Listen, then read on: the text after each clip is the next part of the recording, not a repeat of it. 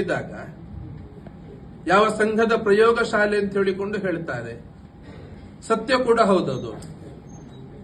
ಅವಿಭಜಿತ ದಕ್ಷಿಣ ಕನ್ನಡ ಜಿಲ್ಲೆಯಲ್ಲಿ ಸಂಘದ ಚಟುವಟಿಕೆ ಆಧಾರದ ಮೇಲೆಯೇ, ಸಂಘದ ಕಾರ್ಯಕರ್ತರ ಕೆಲಸದ ಮೇಲೆಯೇ, ಸಂಘದ ಕಳೆದ 70-80 ವರ್ಷದ ಪರಿಶ್ರಮದ ಆಧಾರದಿಂದಾಗಿ ಇವತ್ತು ಹಿಂದುತ್ವದ ಹೆಸರಿನಲ್ಲಿಯೇ ಇವತ್ತಿಲ್ಲಿ ಗೆಲ್ತಾ ಇರುವುದು. ಮೋದಿಯವರ ಅಲೆಗಿಂತ ಕೂಡ ಹೆಚ್ಚಾಗಿ ಇಲ್ಲಿ ಸಂಘದ ಚಟುವಟಿಕೆ ಅಲೆ, ಹಿಂದುತ್ವದ ಅಲೆಯ ಆಧಾರದ ಮೇಲೆ ಇವತ್ತು ಗೆಲ್ತಾ ಇರುವುದು.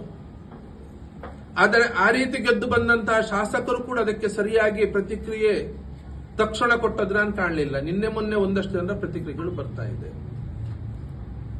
ರಾಜಕೀಯ ಹುದ್ದೆಯಲ್ಲಿದ್ದವರೇ, ಸಂಘದ ಕೆಲಸದ ಲಾಭವನ್ನು ಪಡ್ಕೊಂಡವರೇ ಅದರ ಬಗ್ಗೆ ಇವತ್ತು ಸರಿಯಾಗಿ ಪ್ರತಿಕ್ರಿಯೆ ನೀಡ್ತಾ ಇಲ್ಲ ಒಂದು ಕಡೆಯಲ್ಲಿ. ಇನ್ನೊಂದು ಕಡೆ ಯಾವ ಸಮಾಜ ಹಿಂದೆ ಓನಪ್ ಮಾಡಿಕೊಳ್ತಾ ಇತ್ತು, ಆ ಸಮಾಜದ ಪ್ರತಿಕ್ರಿಯೆ ಕೂಡ ಇದಕ್ಕೆ ನೋಡಿದ್ರೆ ಅವತ್ತಿನ ದಿನಕ್ಕೂ ಇವತ್ತಿನ ದಿನಕ್ಕೂ ಬಹಳ ದೊಡ್ಡ ವ್ಯತ್ಯಾಸ ಇದೆ, ಅಜಗಜಾಂತರ ವ್ಯತ್ಯಾಸ ಇದೆ. ಎಲ್ಲೋ ಒಂದು ಕಡೆ ಅನಿಸ್ತಾ ಇದೆ ಓನಪ್ ಮಾಡಿಕೊಳ್ಳುವವರ ಸಂಖ್ಯೆ ಕಡಿಮೆ ಆಗಿದೆ, ಅಥವಾ ಅವರು ಏನಾದ್ರೂ ನೋವಲ್ಲಿದ್ದಾರೋ. ಇದನ್ನು ಆ ಪ್ರಶ್ನೆಗೆ ಸಂಘ ಅದಕ್ಕೆ ಅದರದ್ದೇ ಆದ ರೀತಿಯಲ್ಲಿ ಉತ್ತರ ಕೊಡುತ್ತದೆ. ಪ್ರಿಯಾಂಕ್ ಖರ್ಗೆ ಅವರು ಕೇಳಿದಕ್ಕೆ ಕಾನೂನು ರೀತಿಯಲ್ಲಿ ಸಂಘ ಅದಕ್ಕೆ ಸಮರ್ಥ ಇದೆ, ಸಂಘ ಕೊಟ್ಟುಕೊಂಡು ಹೋಗ್ತದೆ.